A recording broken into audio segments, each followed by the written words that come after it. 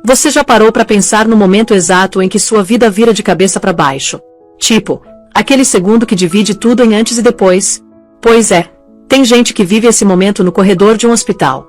E o pior, tem quem esteja rindo nessa hora. Mas calma, porque o que você vai ouvir agora é tão absurdo, tão impossível de acreditar, que parece roteiro de novela. Só que não é. É real. E vai te deixar de queixo caído. Imagina a cena. Um cara desesperado num corredor gelado de hospital, a esposa dele morrendo a poucos metros dali, e do lado dele, a amante. Isso mesmo. E quando o médico chega com a pior notícia possível, ela ri. Dá uma risada. Mas aí o médico sussurra uma coisa, 4 palavrinhas apenas, que transformam aquela vitória dela num verdadeiro inferno pessoal. Quer saber o que foi dito? Então fica comigo até o final, porque essa história tem mais reviravoltas que montanha-russa. Vamos começar do começo, lá em Austin, no Texas. A cidade estava crescendo, arranha-céus brotando por todo lado, e um dos caras por trás disso era David Harris. Arquiteto brilhante, dono de uma empresa que estava redesenhando a cara da cidade toda. O cara era tipo aqueles personagens de filme, sabe? Bem-sucedido, bonito, com uma casa dos sonhos que ele mesmo projetou. Vidro pra todo lado, pedra calcária, aquela vibe moderna com vista pro Rio Colorado. Parecia propaganda de revista de arquitetura. E a esposa dele, Sarah, era o tipo de mulher que faz qualquer ambiente ficar mais aconchegante só de chegar.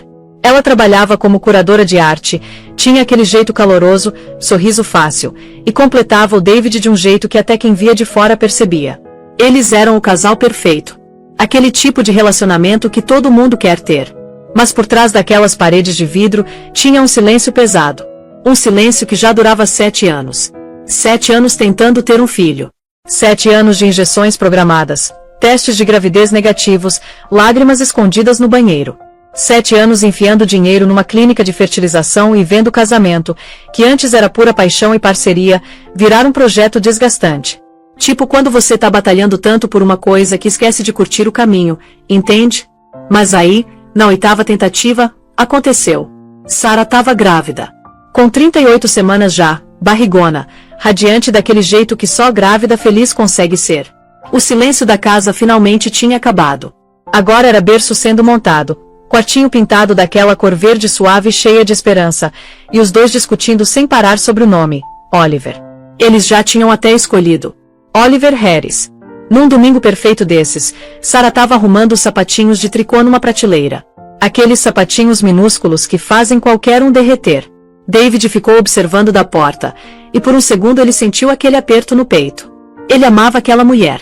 Amava do fundo da alma. Amava o jeito que ela cantarolava quando estava feliz, a curva delicada das costas dela. Amava o bebê que estava vindo com uma intensidade protetora que ele nem sabia que existia. Mas David era covarde. E covarde tem um talento especial para estragar tudo. Ele soltou aquela desculpa furada. O projeto da torre na rua 6 está um caos. Amor, vou ter que passar a noite no escritório. Sarah virou, e o sorriso dela perdeu um pouco do brilho. De novo, David? É a 3ª vez essa semana. E ele, fazendo aquela cara de coitado. Eu sei. Mas é esse projeto, tá entendendo? É decisivo para a empresa. Quando isso acabar, eu sou todo seu. Prometo. Ele atravessou o quarto, beijou a testa dela, colocou a mão na barriga enorme. E seu também, Oliver. O bebê chutou, tipo protestando. Sarah pegou na mão dele. Tá bom, só toma cuidado. Eu te amo. E ele sussurrou de volta, também te amo. Mas a mentira tinha um gosto amargo na boca dele, sabe? Tipo cinzas. Por que David não foi pro escritório no centro da cidade? Ele foi direto para um prédio moderno na South Congress. Subiu pro 14º andar. A porta abriu antes mesmo dele bater. E Chloe Sanders não esperou nem ele entrar direito. Puxou ele pela gravata, grudou a boca nele. Chloe era tudo que Sarah não era. Ângulos afiados, perfume caro e forte, aquela ambição perigosa nos olhos. Ela tinha 28 anos, era nova no escritório dele, e não via David como homem. Via como troféu. Você tá atrasado.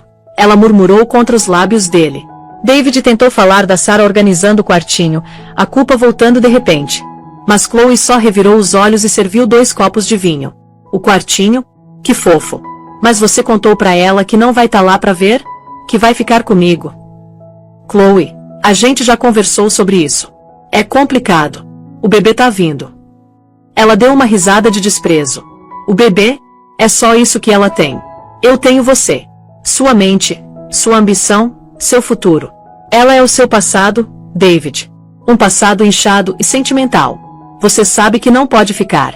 Depois que o moleque nascer, você vai ter que escolher. E o pior é que ele sabia que ela estava certa. Mas olhando para Chloe, tão intensa e inflexível, ele sentia uma outra armadilha se fechando. O caso, que tinha começado como uma fuga maluca daquele mundo gelado e programado da fertilização, tinha virado uma segunda vida paralela. E essa vida estava exigindo que ele queimasse a primeira até virar cinza. Hoje não, Chloe. Vamos deixar ela de fora hoje, ele pediu, largando o vinho. Ela sorriu, aquele sorriso lento e predatório.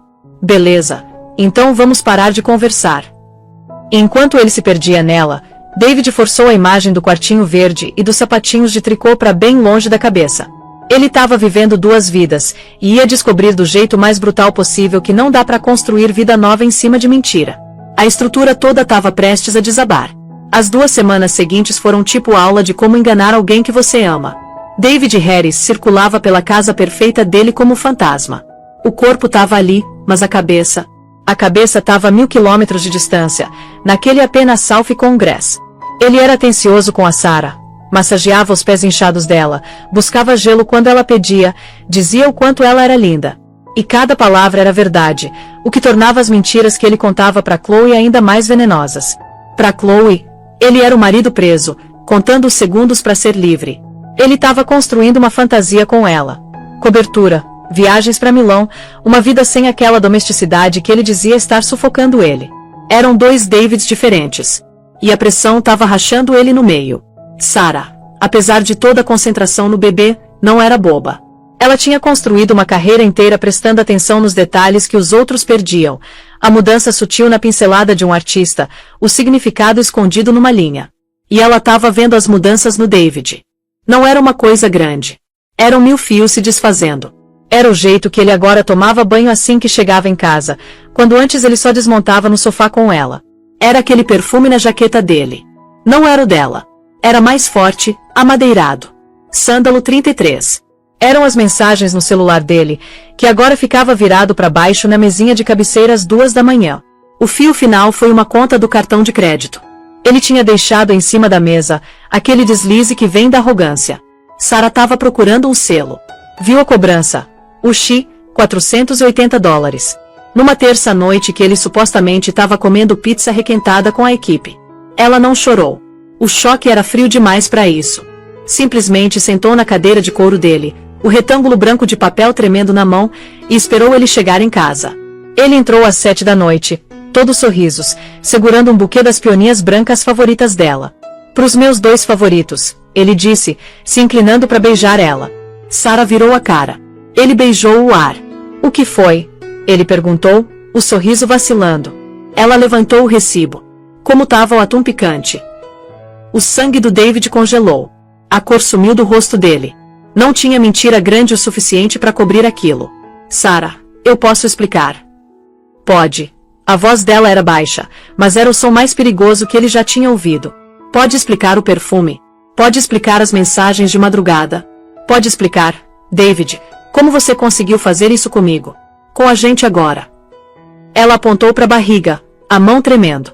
Foi sem querer, ele gaguejou, as peoninhas penduradas murchas na mão. É uma mulher do trabalho, Chloe Sanders. Não significa nada, Sarah.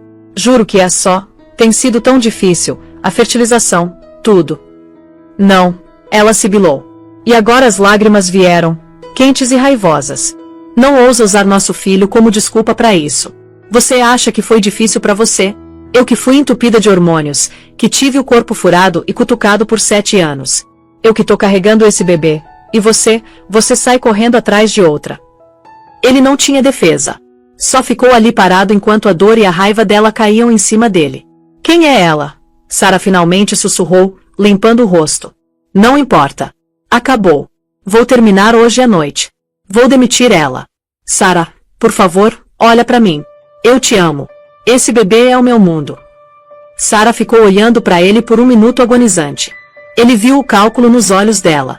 Ela estava pesando 7 anos de amor contra uma noite de prova definitiva. Eu não acredito em você. Ela disse finalmente, a voz sem vida. Não acredito que acabou. Mas é o seguinte, você vai parar. Vai apagar o número dela. Vai terminar isso e vai estar aqui pro nascimento do seu filho.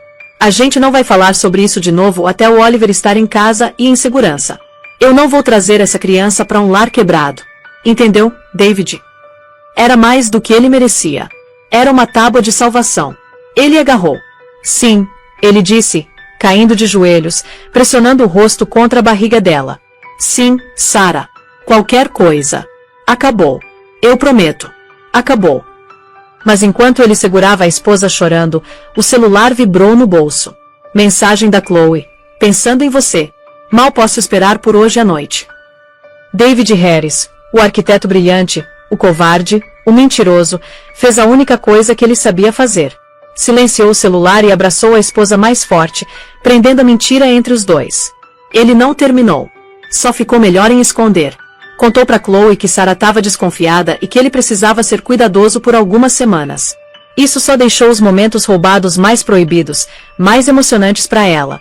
Chloe, naquela confiança predatória dela, topou numa boa. Ela sabia que tinha ele. Era questão de tempo. Sarah, enquanto isso, se recolheu. Focou no bebê. Parou de perguntar pro David onde ele estava. Simplesmente ficava olhando pro relógio, os olhos vazios, rezando para que a família dela, que nem tinha começado oficialmente, sobrevivesse à primeira ferida mortal. Na semana da data prevista da Sarah, um silêncio pesado e úmido se instalou sobre Austin. O ar estava grosso, carregado com promessa de tempestade. Era um reflexo perfeito da atmosfera dentro daquela casa de vidro. Sarah estava no limite, não só pela gravidez, mas pela tensão palpável. David era uma caricatura de marido dedicado, um cara representando um papel com tanta força que doía ver.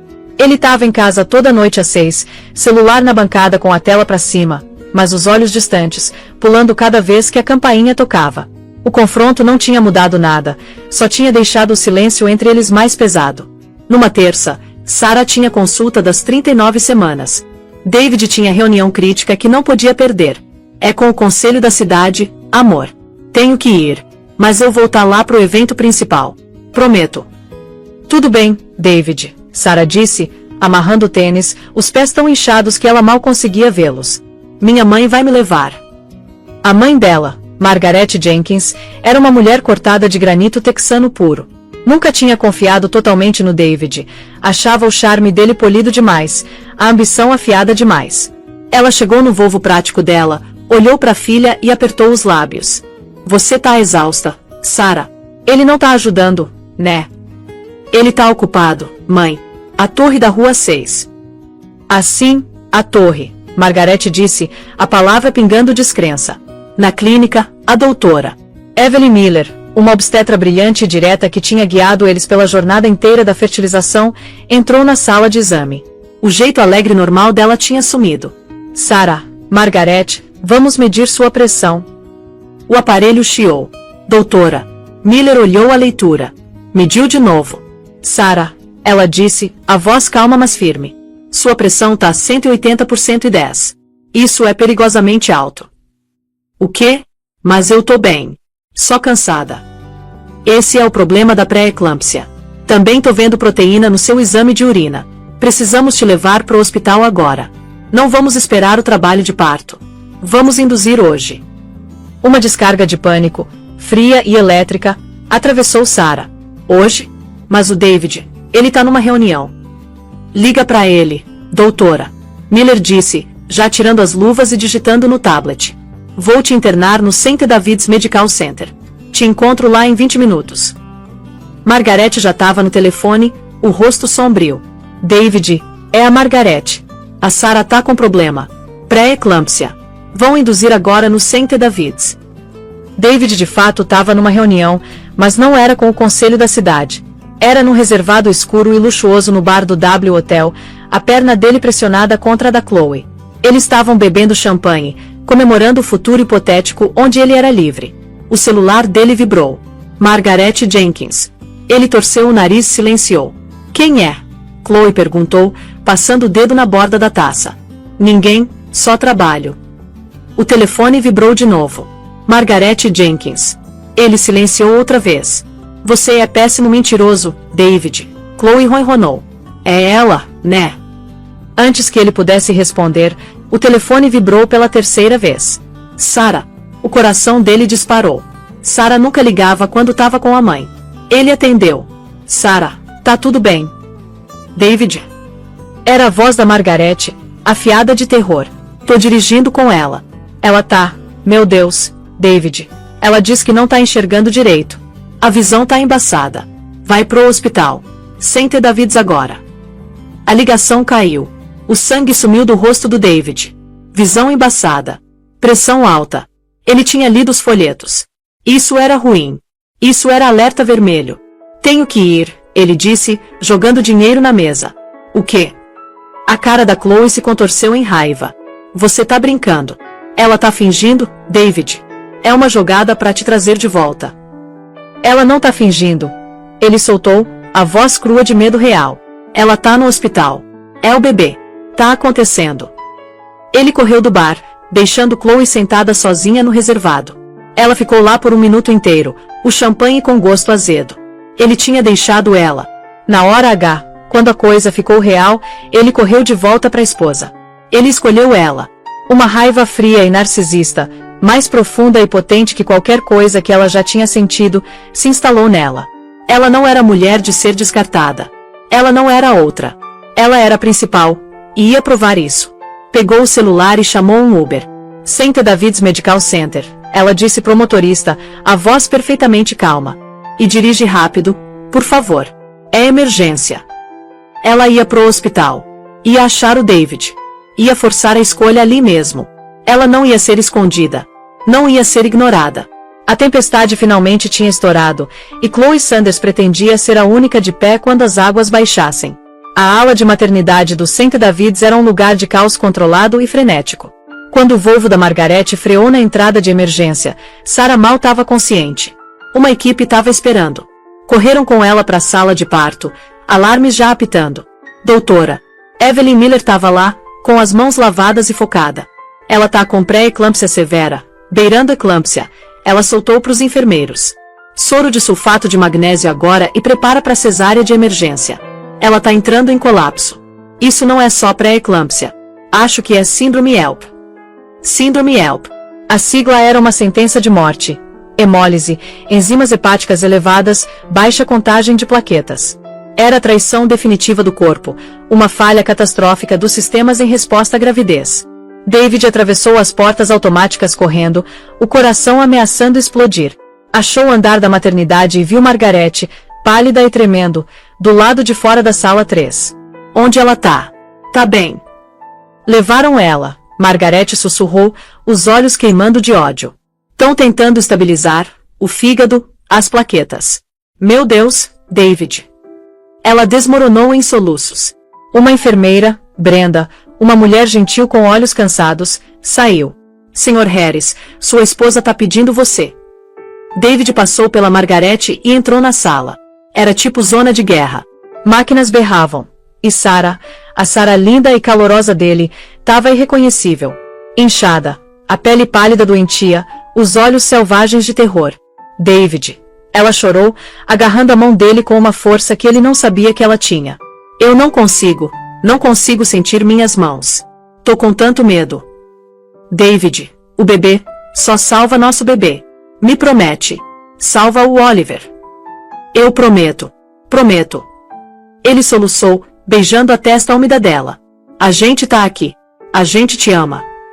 Sr. Harris, o senhor precisa sair. Vamos levar ela pro centro cirúrgico agora, doutora. Miller ordenou, a voz sem deixar espaço para argumento. Levaram Sarah. David cambaleou de volta pro corredor, as pernas cedendo. Desabou numa cadeira de plástico fria da sala de espera, a cabeça nas mãos. Ele era uma fraude. A esposa dele estava morrendo, e a última coisa coerente que ele tinha feito era mentir para ela. Sr. Harris. Ele olhou para cima. O sangue dele virou gelo. Chloe Sanders estava parada na frente dele. Vestindo blusa de seda preta e calça de couro, completamente deslocada, tipo abutre num ninho de pombas. Chloe, ele sussurrou, horrorizado. O que você tá fazendo aqui? Você não pode ficar aqui. Não posso. Ela disse, a voz perigosamente baixa. Você saiu correndo de mim, David. Me deixou naquele bar como se eu fosse nada. Eu não sou nada, David. Eu sou seu futuro. Ela gesticulou com desprezo em direção às portas do centro cirúrgico. Ela é seu passado. Tô aqui para garantir que você lembre disso. Sai daqui, David chiou, pulando de pé. Agarrou o braço dela, tentando puxar ela em direção aos elevadores. Isso é um hospital. Minha esposa tá. Sua esposa tá morrendo. A voz da Chloe subiu, virando cabeças no posto de enfermagem. A enfermeira Brenda arregalou os olhos. E sabe de uma coisa? É melhor assim. Ela é fraca. Tava te puxando para trás. Agora você e eu finalmente podemos ficar juntos. Você e eu. E ela pausou, um sorriso estranho e triunfante brincando nos lábios. Ela tinha guardado isso. Esse eram as dela. E nosso bebê, Chloe disse, a voz caindo num sussurro teatral. David congelou. O quê? Tô grávida, David. 10 semanas. Ia te contar hoje à noite com o champanhe. Parabéns, papai. Parece que você vai ser pai afinal. O mundo inclinou. Grávida. Chloe estava grávida. A esposa dele estava numa mesa de cirurgia lutando pela vida dela e pela vida do filho deles, e a amante dele estava aqui dizendo que também estava grávida. Era um pesadelo. Era um inferno que ele mesmo criou. Chloe, você não entende. Ah, eu entendo perfeitamente. Ela se aproximou. Você é meu. Aquela coisa lá dentro é só uma complicação. E complicações, ela disse, os olhos brilhando, podem ser removidas. Você é um monstro. David respirou fundo, recuando dela. Eu sou uma sobrevivente, ela corrigiu. E não vou sair daqui. Vou esperar aqui pela boa notícia. Antes que David pudesse responder, antes que ele pudesse fisicamente jogar ela para fora do hospital, as portas do corredor cirúrgico se abriram. A enfermeira Brenda estava andando rapidamente em direção à doutora Miller, que estava na pia se esfregando. Doutora, Brenda disse, a voz baixa mas urgente. Aquela mulher no corredor, a de blusa preta, ela acabou de gritar com o Sr. Harris. Disse que aquela coisa lá dentro é só uma complicação e que ela tá grávida do bebê dele. Doutora. Miller parou de esfregar. Virou devagar, os olhos por cima da máscara cirúrgica endurecendo em lascas de gelo. Ela tinha acabado de ver a contagem de plaquetas da Sarah Harris. Sabia o que estava acontecendo. Tinha visto esse tipo de tragédia antes, mas a crueldade na sala de espera era uma variável nova e horrível. Mantenha ela longe da maternidade, doutora. Miller ordenou. Chama a segurança se precisar e traz o Sr. Harris de volta aqui. Ele precisa se preparar. A batalha no centro cirúrgico estava perdida. A guerra na sala de espera estava só começando. O tempo se dissolveu num pavor grosso e viscoso. David sentou num lado da sala de espera perto das portas do centro cirúrgico, o corpo vibrando de culpa e medo. Chloe, desafiante, tinha sentado do outro lado perto dos elevadores, rolando casualmente o celular como se estivesse esperando mesa num restaurante. Margaret tinha ido para a capela, incapaz de aguentar a proximidade estéril e aterrorizante da sala de cirurgia. David rezou. Rezou para um Deus com quem ele não falava há anos. Rezou pela Sarah. Rezou pelo Oliver. Rezou para esse pesadelo acabar, pro relógio voltar, por uma chance de desfazer os últimos 6 meses da vida dele. Passou 1 hora, depois 2. A atmosfera no andar mudou. Enfermeiras se moviam com uma urgência sombria nova. David ouviu um código azul chamado pelo interfone seguido de sala de cirurgia 2 da maternidade. A sala da Sarah. Ele se levantou num pulo. Uma enfermeira gentilmente empurrou ele de volta. Senhor, por favor, espere. Ele assistiu impotente enquanto o carrinho de emergência era empurrado pelas portas. Ouviu um novo nível de comandos frenéticos gritados lá de dentro e depois um som que ia assombrar ele para sempre. Um bip longo, único e contínuo. O som de linha reta. Chloe olhou do celular, um brilho de interesse nos olhos. Viu o aperto de dedos brancos do David na cadeira. Viu o pânico. Viu as lágrimas escorrendo pelo rosto dele. E então as portas se abriram. Doutora. Evelyn Miller saiu. Ela não era mais cirurgião, era carrasco. Tinha tirado as luvas ensanguentadas e a touca. O cabelo grisalho curto estava grudado de suor. O rosto era uma máscara de pesar profissional profundo. Ela caminhou direto pro David. Ele já sabia. Já estava balançando a cabeça. Não, não, não. Sr. Harris. David, a voz da doutora Miller era baixa e cansada. Fizemos tudo o que pudemos. A síndrome HELP da Sarah foi catastrófica. O fígado falhou. Ela desenvolveu CIV. Tava sangrando de todos os lugares. Não conseguimos parar. Demos 30 unidades de sangue, mas ela teve uma embolia massiva. A doutora respirou fundo. Sinto muito, muito mesmo. Perdemos ela. Sarah, ela se foi. David Harris estilhaçou. Um som saiu do corpo dele que não era humano. Era um lamento animal cru de agonia pura. Ele desabou, o corpo se dobrando sobre si mesmo, as mãos arranhando o próprio rosto. Ele tinha matado ela. As mentiras dele, o estresse, a traição. Ele tinha matado ela. E do outro lado da sala de espera veio outro som. Uma risada. Era baixa, afiada e absolutamente inconfundível. Uma única gargalhada triunfante. A cabeça do David se virou num estalo. Chloe estava de pé agora, uma mão parcialmente cobrindo a boca, mas os olhos dela dançavam de vitória. Ela tinha vencido. A esposa estava morta. O obstáculo tinha sumido. David estava de luto, sim, mas ia superar. Ele era dela. Tudo dele e da fortuna dele. Ela se aproximou, os saltos clicando no linóleo, o rosto uma máscara falsa perfeita de simpatia. Ah, David, querido, sinto muito pela sua perda. Que tragédia. David, no choque e luto, só conseguia olhar fixo para ela. Os olhos da doutora Miller, que tinham ficado fixos no David, viraram devagar para Chloe. Ela reconheceu ela instantaneamente, a mulher do corredor. A complicação. O olhar dela era tão gelado, tão cheio de desprezo que poderia ter congelado o fogo. O sorriso da Chloe vacilou sob o peso dele. Sr. Harris, doutora. Miller disse, a voz de repente afiada, cortando deliberadamente a performance da Chloe. Ela não tirou os olhos da amante. Sr. Harris, não conseguimos salvar a Sarah. Ela pausou. Mas salvamos os bebês. A cabeça do David, enterrada nas mãos, subiu devagar. Que bebês? Não, a gente. É um menino, Oliver. Doutora. Miller finalmente virou o olhar de volta pro David, e pela primeira vez uma pontinha de suavidade entrou nos olhos dela. Foi uma surpresa, ela disse, a voz gentil mas alta o suficiente para Chloe ouvir cada palavra. Um bebê estava posicionado direto atrás do outro em todos os ultrassons. É raro, mas acontece. Só descobrimos quando entramos. Ela se ajoelhou, colocando a mão no ombro do David. Você tem um filho, David. Ele é pequenininho, mas é um lutador. E você tem uma filha. São gêmeos. As 4 palavras atingiram o ar. São gêmeos. O rosto da Chloe, que tinha estado iluminado de triunfo, ficou absolutamente, terrivelmente pálido. O sorriso desapareceu, substituído por uma máscara de horror branco como gesso. A boca dela abriu, mas nenhum som saiu. Gêmeos. Não uma criança inconveniente e enlutada. 2 bebês.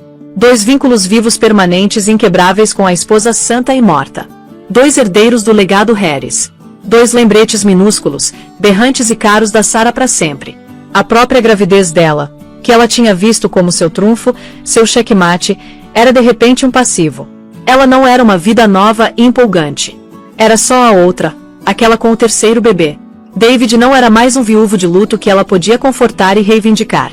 Ele era pai solteiro de gêmeos recém-nascidos. A vitória dela, tão doce segundos antes, tinha virado cinza na boca dela. Ela recuou, tropeçando, os olhos arregalados de pânico. Ela tinha rido, e agora o universo estava rindo de volta. Os dias que se seguiram foram um borrão de cheiros antissépticos, o bip rítmico de máquinas da UTI neonatal e uma culpa esmagadora e sufocante. Os gêmeos, Oliver e Olivia, eram impossivelmente pequenos, os corpos perdidos num emaranhado de fios e tubos dentro das incubadoras separadas. Eles eram da Sarah. Tinham as pálpebras delicadas dela, o cabelo fino dela, e David, olhando para eles através do plástico transparente, não sentia nada além de uma sensação profunda e oca de ser um impostor. O funeral da Sarah foi um evento quieto e agonizante. Margaret Jenkins ficou de pé ao lado do túmulo, o rosto uma escultura de pedra de luto. Ela não falou com David. Não olhou para ele. Simplesmente aceitou a bandeira dobrada. Sarah tinha sido filha de militar da Força Aérea, e encarou o caixão polido, o ódio dela pelo homem que tinha partido o coração da filha uma força física palpável. David estava sozinho. E então não estava. Chloe Sanders, depois do choque inicial, tinha se reagrupado. Tinha uma nova estratégia. Apareceu na casa dele em Tahiti uma semana depois do funeral, vestida de preto modesto. Trouxe uma caçarola. David, ela disse suavemente, entrando antes dele poder impedir. Eu sei que você tá sofrendo, e eu sei que fiquei chocada no hospital. Não quis reagir daquele jeito. Foi tudo demais. David, que estava operando com 3 horas de sono e autorrepulsa pura, só encarou ela. Você riu, Chloe. Eu tava histérica. Ela mentiu, os olhos arregalados com inocência fingida. Foi tudo horrível. A Sarah e depois os gêmeos. Eu simplesmente surte. Mas tô aqui agora. A gente tá junto nisso, David. Você, eu e nosso bebê. Ela colocou a mão na barriga lisa. A gente pode criar todos juntos, uma família nova. David olhou para ela, para essa mulher que tinha chamado a esposa dele morrendo de complicação, e sentiu uma repulsa tão profunda que quase o fez engasgar. Sai daqui, ele sussurrou. O quê? David, não seja assim. Eu tô grávida do seu filho. Sai da minha casa. Sai da minha vida. Ele rugiu, a primeira emoção real além do luto atravessando ele. Você riu quando ela morreu. Você ficou ali e ficou feliz. Sai daqui antes que eu chame a polícia. O rosto da Chloe endureceu. A máscara saiu. Você vai se arrepender disso, David. Você não pode simplesmente me descartar. Eu tô carregando seu bebê. Não vou a lugar nenhum. Vamos ver quanto a isso, ele disse, batendo a porta na cara dela. Ele estava preso. Um pai solteiro de 2 bebês prematuros com quem ele mal sentia conexão e uma amante grávida monstruosa que estava ameaçando arruinar ele. O pesadelo dele estava só começando. 2 semanas depois, ele foi chamado para uma reunião no St. David's. Ele presumiu que era sobre o plano de alta dos gêmeos. Mas quando ele entrou, não era só a doutora Miller, um administrador hospitalar de cara sombria, Robert Paulson, e um homem de terno, Dr. Aaron Patel, chefe de genética do hospital, também estavam na mesa. Sr. Harris, por favor, sente, Paulson disse, o tom formal. São os gêmeos? Eles estão bem? David perguntou, o coração apertando. Os gêmeos estão se estabilizando, doutora. Miller disse gentilmente. Isso é sobre outra coisa. David, quando você e a Sarah fizeram o tratamento de fertilização na Austin IVF, foram vários ciclos, correto? Sim, David disse, confuso. 8 ao longo dos anos. Esse último foi o que funcionou. Dr. Patel pigarreou e abriu uma pasta. Sr. Harris, como parte do exame completo da UTI neonatal para gêmeos prematuros, fizemos um painel genético completo só para descartar quaisquer problemas congênitos. Ele pausou e olhou para o administrador, que assentiu. Sr. Harris, Dr. Patel continuou.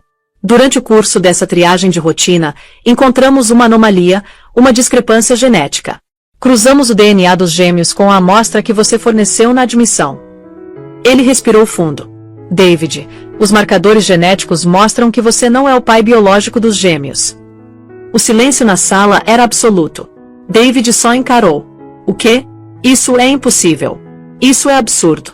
A gente fez fertilização. Era meu? Eram nossos embriões. Não, doutora. Miller disse, a voz doendo de simpatia. Era o óvulo da Sarah, mas a amostra de esperma não era sua.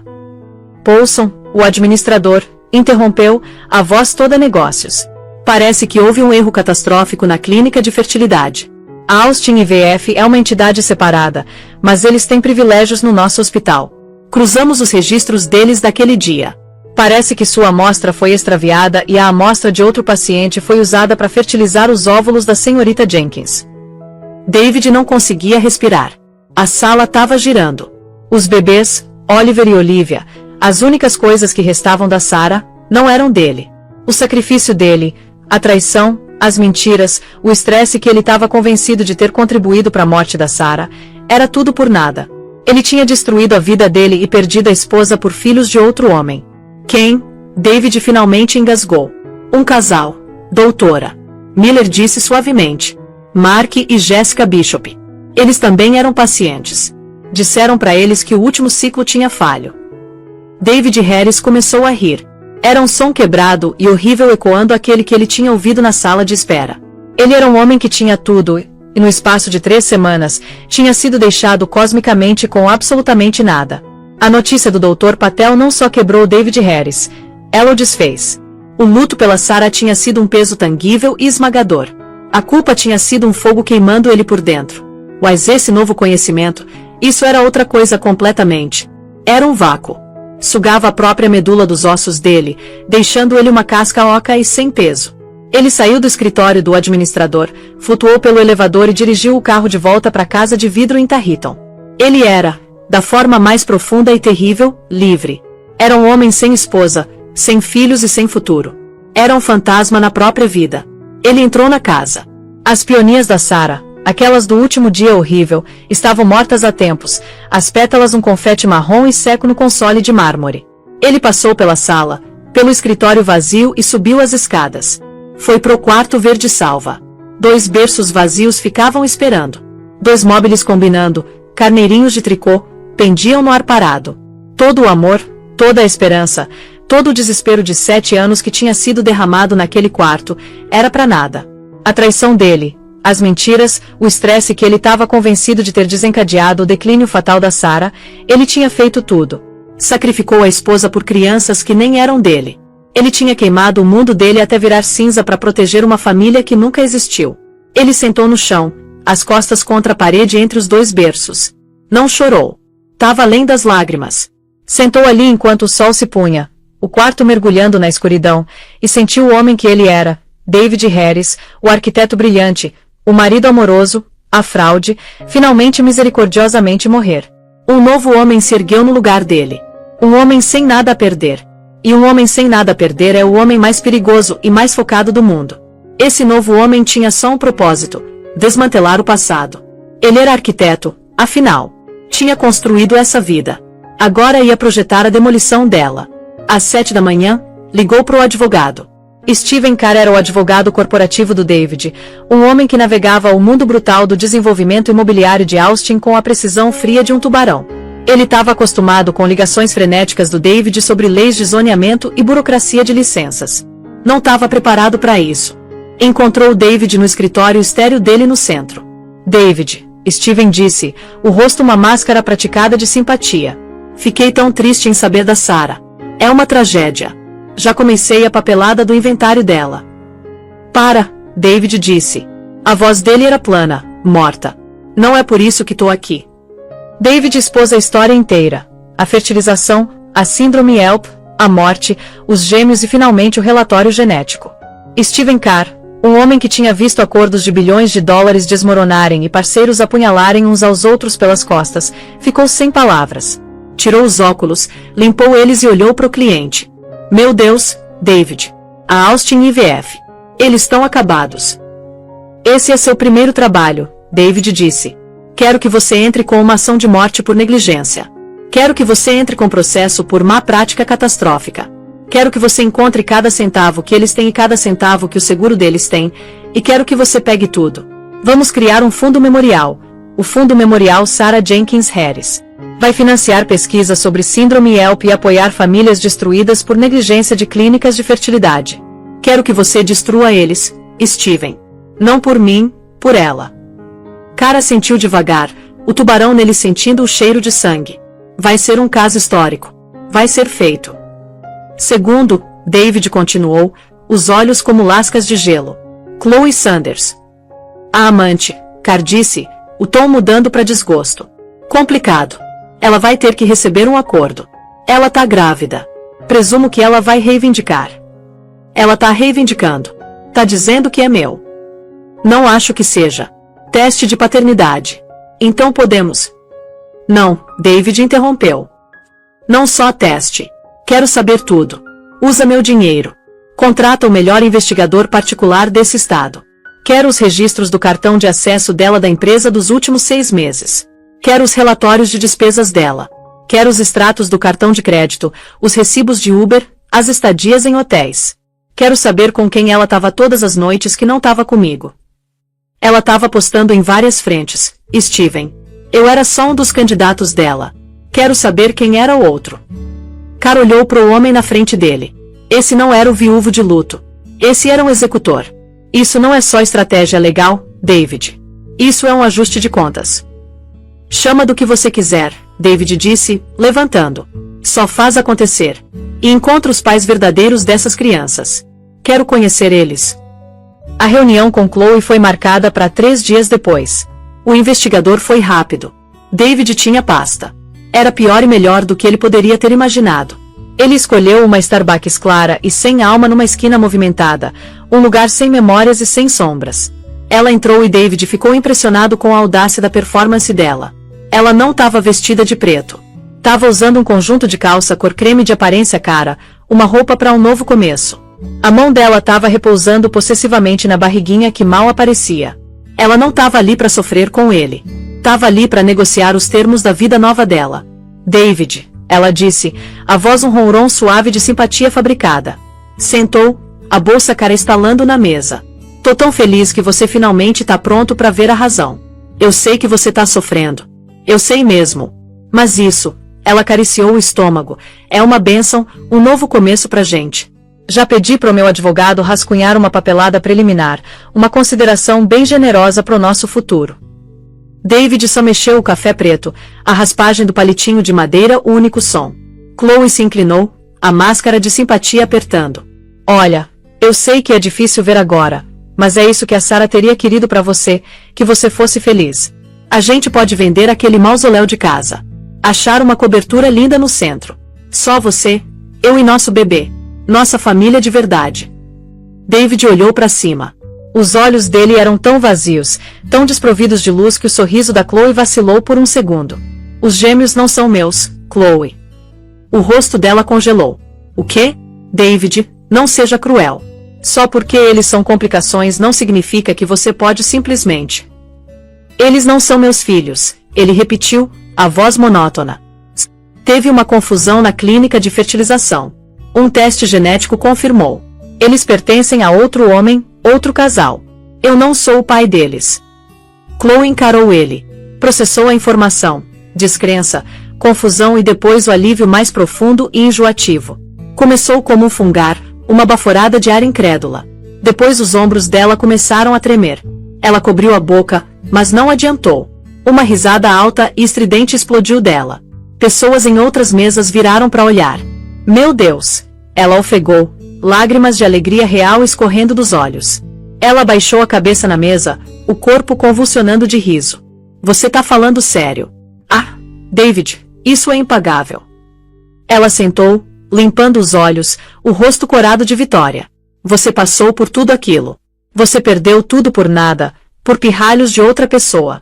Meu Deus, você realmente é o tolo mais patético que eu já conheci.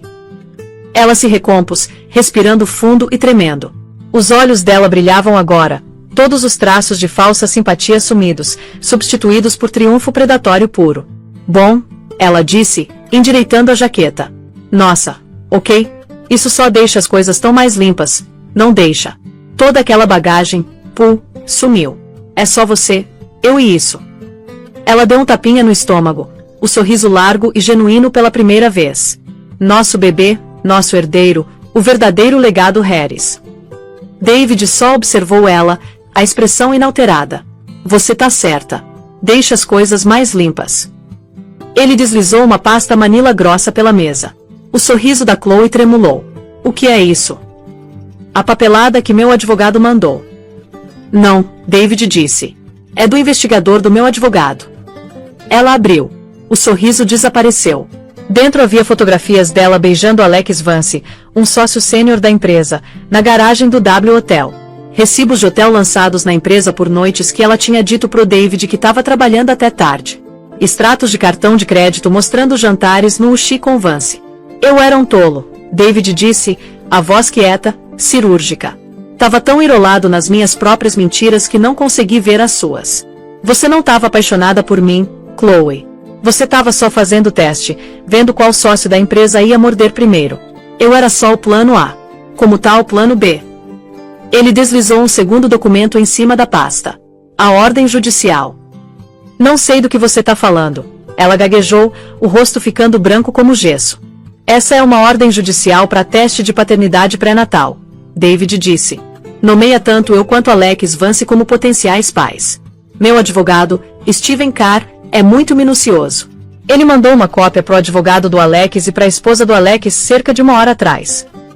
O mundo da Chloe implodiu. A cor sumiu do rosto dela.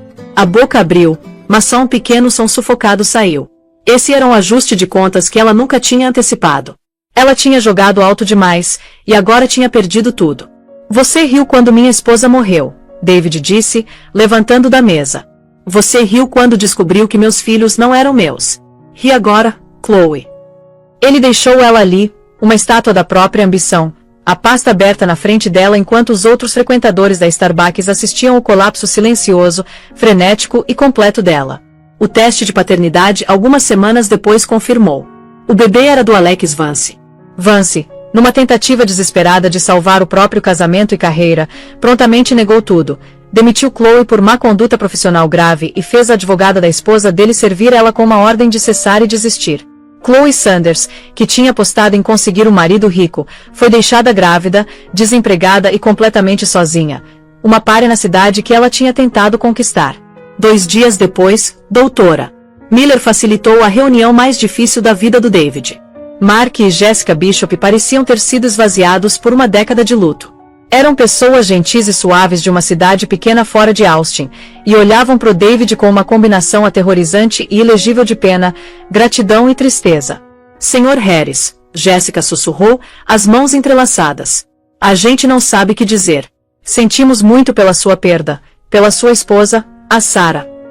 David só assentiu, a garganta apertada demais para falar. Doutora Miller levou todos para a UTI neonatal. A enfermeira Brenda, os olhos suaves de simpatia, estava esperando. David ficou para trás enquanto Mark e Jessica se aproximavam das 2 incubadoras. Mark pressionou a mão contra o plástico da isolete do Oliver. Ele tem as orelhas do meu pai. Ele engasgou, lágrimas instantaneamente inundando os olhos. Jessica só encarou Olivia, o corpo inteiro tremendo, um som de admiração pura e não adulterada escapando. Ela é real. Ah, Mark, depois de todo esse tempo, ela é real. David assistiu eles. Assistiu esse amor puro e intocado derramar deles. Essa era a primeira coisa boa, a primeira coisa certa que tinha acontecido desde aquele último domingo perfeito. Essa era a família que Oliver e Olivia foram destinados a ter.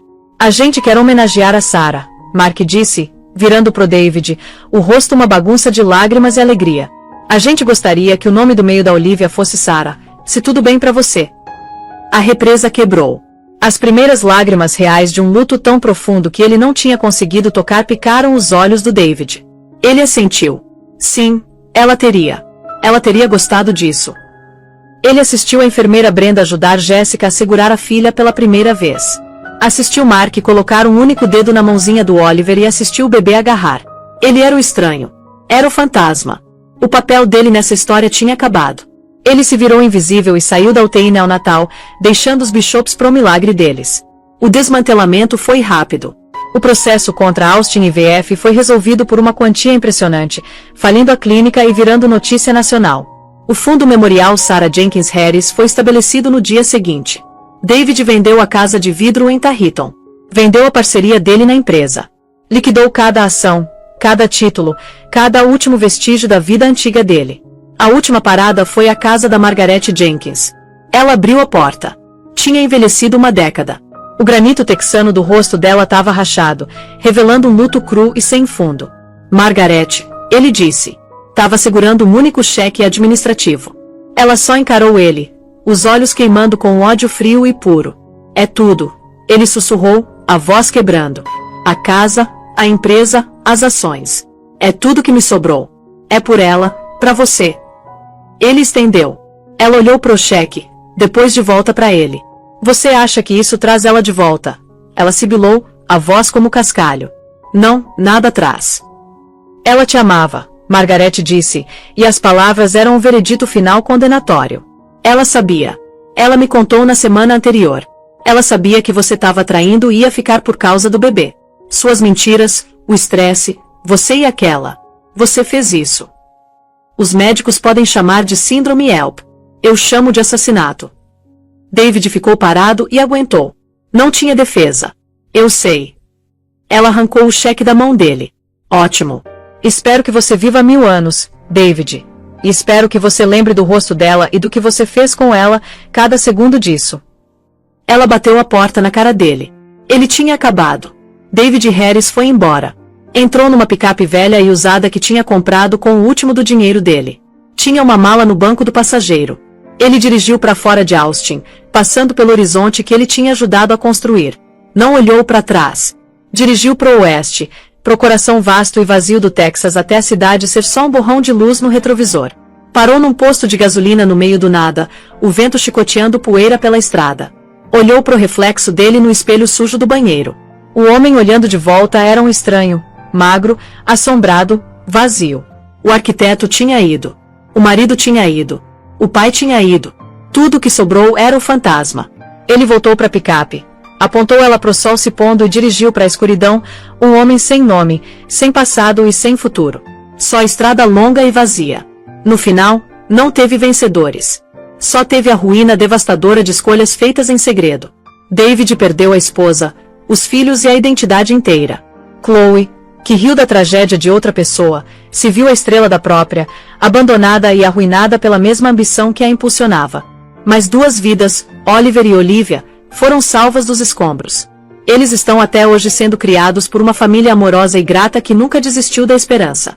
Essa história é um lembrete brutal de que uma mentira não pode simplesmente construir um novo futuro.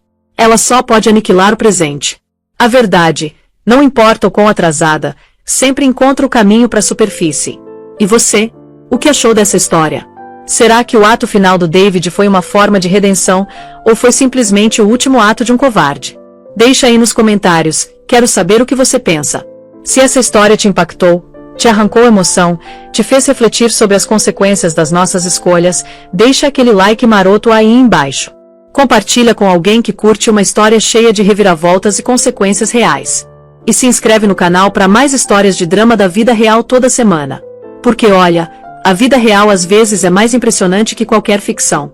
E as escolhas que a gente faz em segredo, elas sempre vêm à tona. Sempre. A gente se vê no próximo. Até lá, pensa nas suas escolhas. Porque elas importam mais do que você imagina.